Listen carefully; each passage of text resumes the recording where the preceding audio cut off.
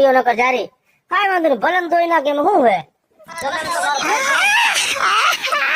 હું દૂધ કેવો ફેટ આના અને કેટલું 56-57 રૂપિયા લીટર નો ભાવ આવે અડધું કેન બે મણ હાલ ધરાઈને ખાવું અને 1.5 કેન ડેરીએ ભર દેવું હે અને કોકની જીભ કયક